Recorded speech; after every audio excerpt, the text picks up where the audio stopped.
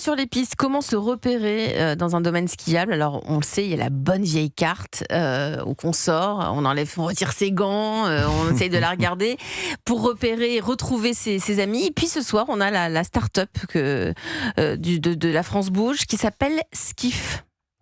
Europe 1, la France bouge. La pépite. Avec vous, Lalé Pinonceli. Alors vous, ça a bien plu à Philippe puisque vous avez créé votre start-up à Lyon il y a 3 ans. Exactement. Vous avez grandi dans le sud de la France, vous avez fait vos études à Lyon, vous êtes une scientifique de formation. Oui. Vous avez fait des études de pharmacie, vous êtes spécialisée dans la génétique et j'ai pas fini mes études de pharmacie. J'ai commencé pharmacie, mais j'ai jamais eu le concours. Hein. Donc je suis partie en génétique. Donc vous êtes partie en génétique, vous avez fait de la recherche. Et qu'est-ce qui a fait que vous vous êtes dit tiens, je vais aller monter une boîte? Eh bien, alors écoutez, là on repart vraiment du tout début. Donc génétique, qu'est-ce qui a fait que j'ai commencé en fait à découvrir mon mindset entrepreneurial en 2010, quand j'ai voulu reprendre une activité professionnelle après avoir élevé mes enfants. Et je me suis dit, qu'est-ce que je fais? Donc c'est là où apparaissaient les réseaux sociaux. Donc 2010, il faut se souvenir du départ, personne ne savait utiliser LinkedIn, Twitter à l'époque, les réseaux sociaux. Donc je me suis spécialisée finalement dans la digitalisation et dans l'accompagnement pour les PME, les dirigeants de PME. Sur leur transition numérique. Voilà, mais au départ que les réseaux sociaux. Et puis après, sur la transition numérique de manière plus globale pour les PME. Et puis finalement, avec Skiff, j'ai fini par faire ce que je conseillais finalement aux dirigeants de PME, c'est de digitaliser totalement un domaine qui est. Mais pourquoi, d'où ça vous vient? C'est parce que vous êtes à Lyon et donc vous êtes comme si Philippe, vous allez souvent passer vos week-ends sur les pistes. Je suis entre Lyon et Méribel. J'habite réellement à Méribel, donc moi j'ai des forfaits un peu moins chers. Elle se tourne l'aller vers Michael ça, je vous le dirai hors Il y a des forfaits résidents à Méribel apparemment, attention. Et je suis entre les deux, donc mon entreprise et le siège est à Lyon, donc je suis entre Lyon et Méribel. Et voilà, c'est quand même plus pratique d'habiter à Lyon pour notamment faire des allers-retours à Paris, notamment venir voir un jour mon ami Dodalis. Vous connaissiez? Non. Bon, vous allez vous revoir alors. Alors, donc l'idée de Skiff, elle est née puisque vous êtes à Méribel, votre fille est sur un trajet en télésiège. En fait, on est toutes les deux sur un télésiège et on demandait à une amie, on cherchait à expliquer à une amie comment nous rejoindre dans un bar. Un bar de piste, et ma fille là, qui à l'époque avait 21 ans, m'a dit mais c'est quand même dingue que le seul endroit où il y a encore des plans papier ce soit au ski. Et pourquoi il n'existe pas? Et là, cling, j'ai dit, oui, c'est vrai, c'est une bonne idée, c'est une bonne réflexion. Donc je pense que là où vous avez beaucoup de vos auditeurs qui sont en train de faire leurs valises pour préparer peut-être certains à aller au ski, ils vont avoir de fortes chances d'avoir Skiff dans leur station, puisqu'on est dans 200 stations. Et vous allez pitcher Skiff, parce que là, on va essayer de comprendre ce qu'est Skiff. On a un peu compris, mais allez-y, on vous écoute. C'est vraiment le premier GPS pour les stations de ski. Donc on est présent dans 200 stations européennes. On est actuellement 450 000, ce qu'on appelle skiffeurs. Et donc Skiff, c'est quoi? Ça remplace les plans papier. Donc vous ouvrez ça comme un GPS, comme vous avez téléchargé Waze, c'est-à-dire sans frein, sans vous demander vos comptes, etc. Vous téléchargez ou Google Maps et vous avez un plan, une très jolie carte. On a beaucoup insisté sur la carte intuitive et digitalisée avec votre point bleu, donc ça vous repère. Donc le plan papier, c'est fini, puisque déjà on ne sait pas dans quel sens le prendre, c'est illisible. Vous ouvrez Skiff et là vous avez votre point bleu, vous savez exactement où vous situez. Et ça sert à rejoindre ses amis, comme vous dites, parce qu'on a créé un univers un petit peu fun autour. On a des bronzés d'ailleurs, des petits avatars des bronzés qui sont assez rigolos. Donc là, vous pouvez repérer votre famille, vos amis, etc. sur les pistes. Et surtout, ça sert comme tout GPS d'aller d'un point A à un point B. Et donc vous regardez le trajet. Donc soit vous mettez l'audio, c'est souvent les jeunes qui font ça, et ça vous guide réellement en temps réel. Et vous dites, elle est à droite, dans 200 il y a un mètres, sapin à gauche, prenez... Alors, il dit pas qu'il y a le sapin, mais il dit dans 200 mètres, tournez à droite, prenez attention, la piste rouge. C'est trop tard. Voilà, et là, c'est... Et donc voilà, mais sinon, vous regardez, comme vous regardez une carte papier, vous dites, il faut que je prenne... Souvent, on connaît les remontées mécaniques, mais pas les pistes. Donc, je prends telle et telle remontée, puis en haut, je prends vraiment à droite et pas totalement, pas complètement à droite. Donc, c'est vraiment pour ça que c'est utilisé. Et puis, on a un bouton SOS, évidemment, qui nous permet que vous pouvez envoyer en cas de détresse et qui vous donne votre géolocalisation exacte. Donc, c'est formidable. Voilà. C'est formidable. Merci pour votre pitch. On a réussi vraiment à répondre à un besoin, puisque ça n'existe pas. C'est vraiment unique au monde, on peut encore le dire. Et 450 000 personnes en 2 saisons, utilisateurs, c'est quand même assez dingue. Autour de la table, là, vous êtes tous des skieurs. Allez, Mickaël Bimboès, vous connaissiez Skiff ? Je connaissais par un ami qui est influenceur et qui travaille pour ça, mais je suis en tout cas vraiment content de l'outil. Parce que ça sert à tout le monde. Ça sert à tout le monde, et puis ça n'existait pas surtout. Vous connaissiez Geoffrey ? Non, je ne connaissais pas, mais là je vais le télécharger maintenant. Très bien. Oui. Non, je ne connaissais pas non plus, mais je le trouve très utile. Et quand j'ai étudié le dossier, effectivement, l'appeler le Waze du ski, ça correspond bien. Après, j'ai quelques questions techniques quand même. Mais les points forts les points forts, alors là, les points forts, j'étais une navigation d'abord intelligente et sur mesure. Donc ça, c'est très intéressant parce que c'est très facile. C'est un GPS interactif, donc très, très aisé. Un aspect communautaire, donc là, je vois qu'il y a beaucoup de réactivité, il y a beaucoup d'interconnexions, donc ça, c'est intéressant. Et ça permet d'avoir des signalements en direct, et notamment dans des périodes comme la semaine prochaine où il va y avoir beaucoup de monde sur les pistes. Parce qu'il y a des domaines qui vont être à saturation la semaine prochaine, il faut en être conscient. Parce qu'il n'y a pas que les Français sur nos domaines, il y a les Suisses, il y a les Italiens. Généralement, on pense aux Français et les vacances scolaires, les 3 zones, les fameuses 3 zones. Ouais. Et puis derrière, il faut rajouter tous les étrangers. Donc, effectivement, il y aura du monde. L'aspect sécuritaire, bien sûr, et sérénité dans ce domaine-là. On voit qu'il y a beaucoup d'avalanches. On a parlé tout à l'heure des avalanches tous les jours. Et à ce propos, on peut rappeler quand même la prudence sur les pistes. Et puis Mickaël va nous en parler tout à l'heure aussi. Et notamment le port du casque aussi. C'est important. Et puis, côté pratique et ergonomique aussi. Donc, voilà. Que des points forts. Voilà. Moi, la question que je me suis principalement posée, si je peux me permettre, c'est juste au moment, parfois, on n'a pas la liaison. On n'a pas de réseau téléphonique. Ouais. Comment la technologie gère ça ? En fait, c'est un GPS. Donc, vous avez besoin de réseau téléphonique pour télécharger l'app. Donc, vous le faites chez vous. D'accord. Et après, c'est un GPS. Donc, en fait, ça passe par le satellite. Donc, il y a juste... vous avez besoin de réseau pour géolocaliser vos amis. C'est-à-dire que il peut y avoir une petite inertie. Si, à ce moment-là, vous n'avez pas de réseau, ça se met...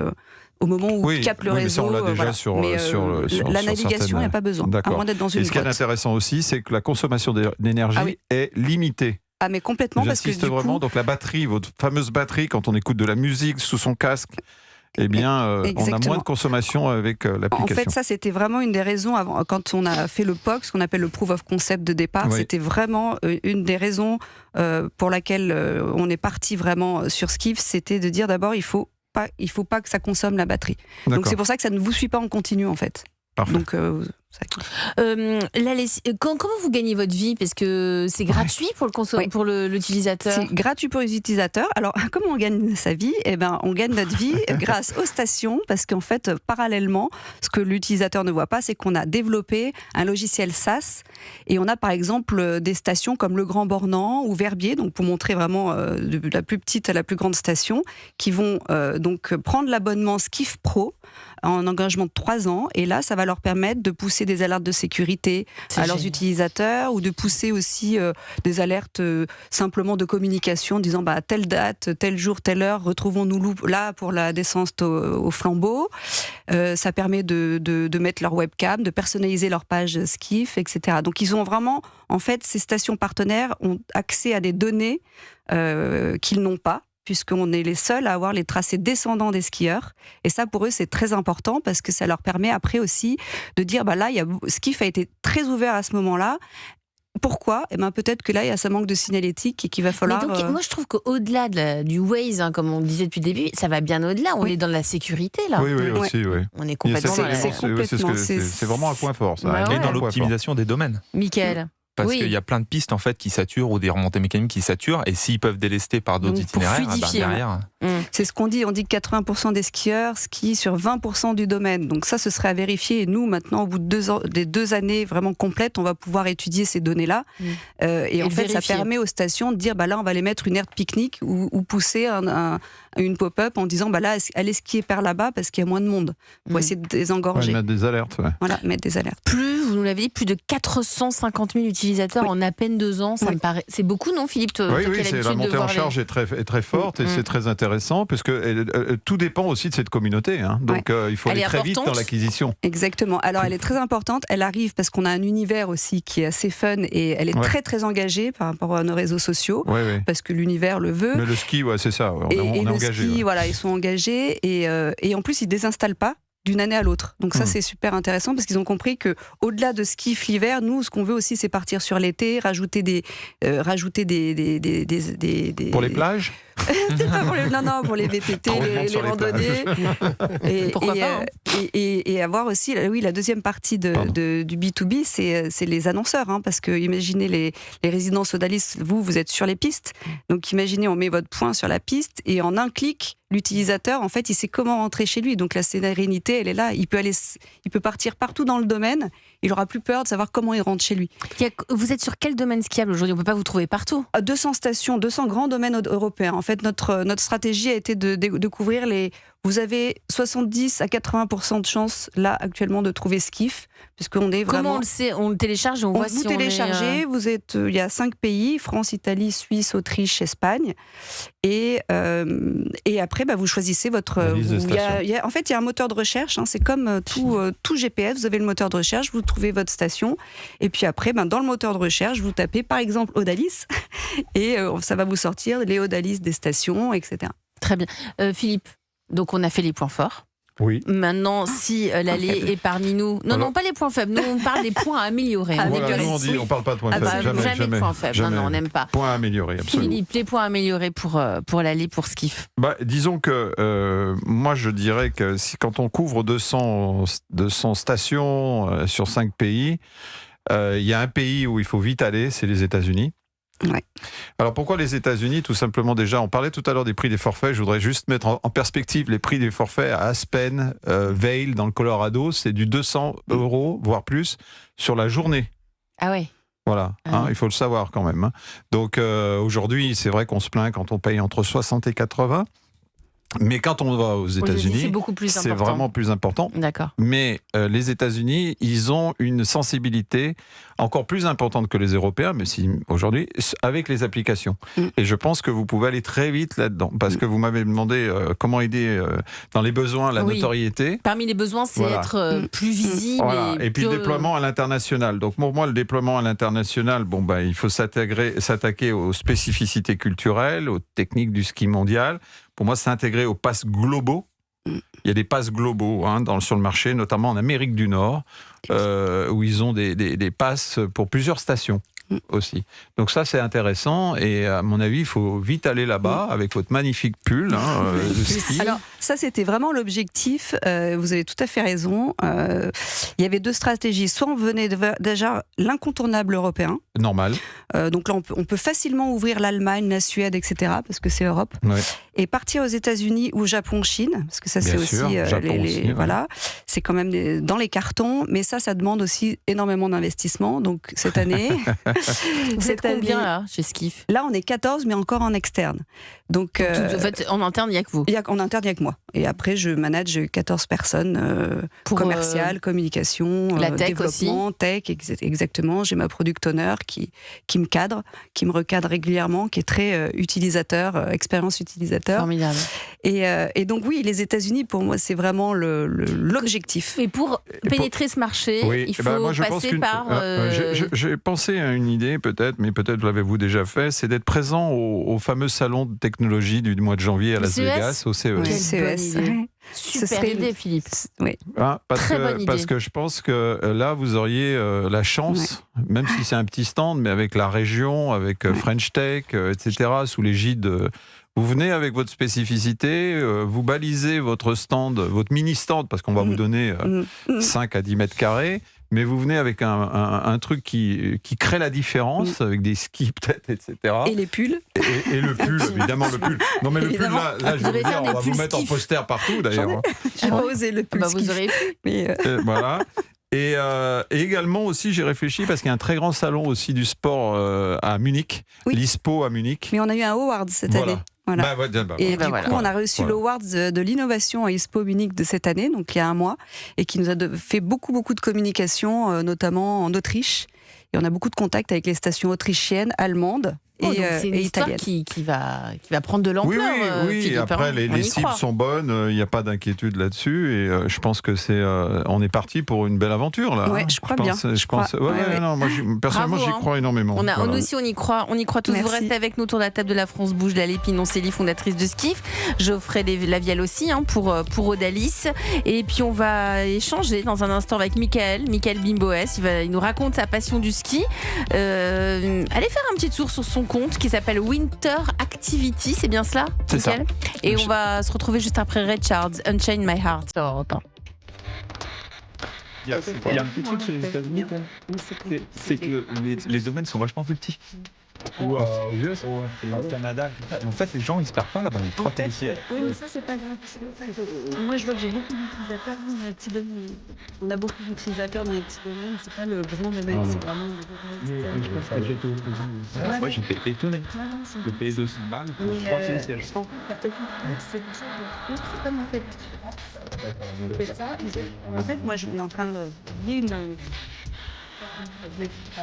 Non, Parce que là, c'est des petites stations. Et eux, leur truc, ça veut dire avec une petite répartition de grandes villes, les gens restent des là. Et donc, on a importé la meilleure façon de rouler. Donc ça fait vraiment de toutes places. Parce qu'à New York, Boston, pas de stations. Ah, ils vont faire une montagne de Everest. Et les skis, c'est vachement utile dans les styles. En fait, je vais faire des toilettes, ça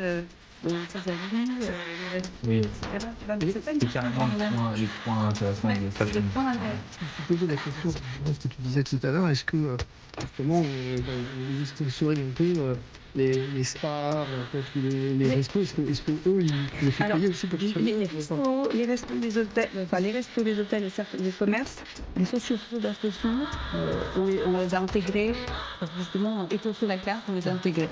Et après, on a des systèmes pour mettre tout en place. Tu as des restos qui se mettent avant, parce qu'ils payent, et tu as les spas, c'est avec beaucoup de vidéos, spas, privat, machin, c'est sympa de savoir où se trouver. Bah c'est ça, et alors nous c'est vraiment, moi je veux pas de pub intrusive hein, parce qu'en fait c'est ça qui est compliqué, mais en même temps que les petits pictos un peu plus on mis en avant, on clique dessus et t'as ta petite bannière, on a la région. Ah oui, c'est ça.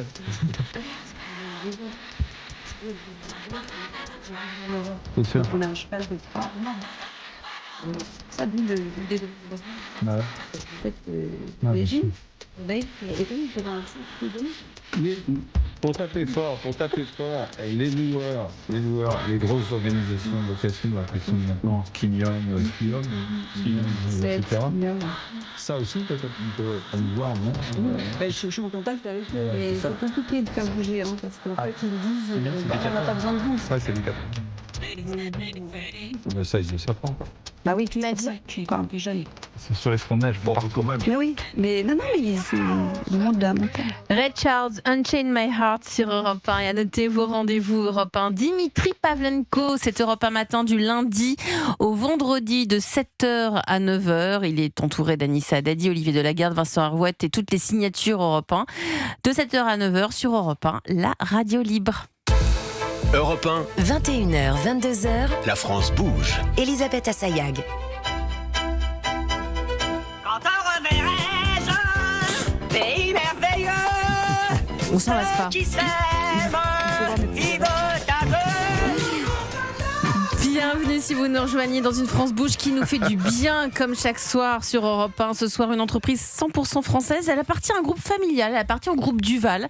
Nous sommes avec le patron de Magora. Donc c'est compliqué Magora, mais en fait on parle d'Odalis ce soir. Ce sont des résidences, des hébergements touristiques. Nous sommes avec Geoffrey Lavielle. Donc vous appartenez à un groupe familial. Oui. Duval, Exactement. géré par toute une famille. Oui. Le Spéci- père et les 2 enfants. Et comment ça se passe quand on travaille dans une entreprise familiale, qu'on est l'un des patrons d'une grosse entité d'une entreprise familiale? Ça se passe bien. Bah, vous n'allez pas me dire non, mais voilà, est-ce Non, qu'il y a mais quelque c'est- non, chose mais de ça- non, particulier? c'est intéressant parce que moi, forcément, j'ai eu d'autres expériences avant. À la Mais fois avant, vous êtes à la Foire Fouille, Bah patron oui. de la Foire Fouille. Exactement. Et Je travaillais donc chez Castorama. Casto. Oui. Et donc des boîtes qui parfois sont cotées en bourse ou sont gérées par des fonds d'investissement. Le temps d'une entreprise familiale est un temps long. Et c'est intéressant quand on est sur des sujets comme, on parlait de la montagne, où on voit les choses avec une vision à 20, 30 ans. On n'est pas simplement dans il faut faire du résultat pour les 2 années qui viennent ou pour le trimestre des annonces à la bourse.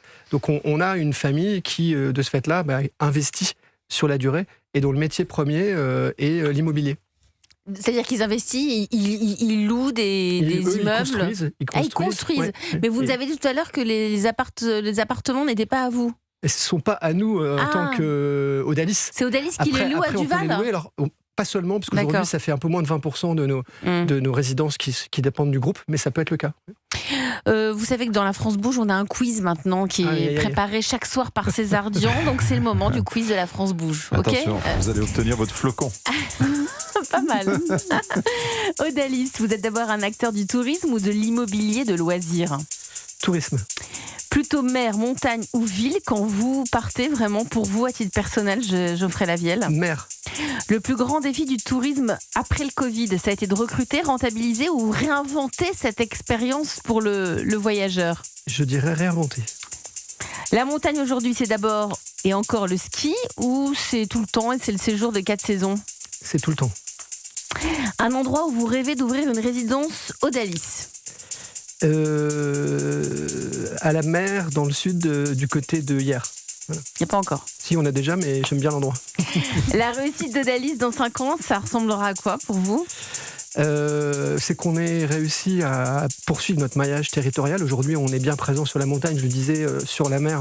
On a encore des zones où on peut se développer. Et aussi, bien sûr, à l'international, pour proposer à nos clients, pas simplement des vacances en France, mais des vacances en Espagne, en Italie. On a déjà des résidences aujourd'hui, mais je pense qu'on peut aller plus loin. Merci Geoffrey Lavielle, directeur général de Magora. Donc pour Odalis. Tiens, mais justement, l'allée Pinoncilly, vous, dans 5 ans, vous voyez comment ce kiff? Vous l'aurez vendu? La question. Non, on sera déjà mondial. On sera aux États-Unis, au Japon, en Chine. On sera partout et on sera l'incontournable et le Waze du ski. Formidable. Mais vous risquez d'avoir des gens qui vont venir vous voir là, pour acheter. Hein. Philippe. Oui, moi, non. Il est capable de faire une proposition en sortant du studio. Non, mais oui, bien sûr. L'expérience est absolument intéressante, voire incroyable. Donc, je pense qu'effectivement, vraiment, le développement américain va être important. Ça va être un enjeu. Absolument. Je suis désolé de remettre un peu de pression là-dessus, mais comme les Américains savent bien le faire, il faut mettre un peu de pression là.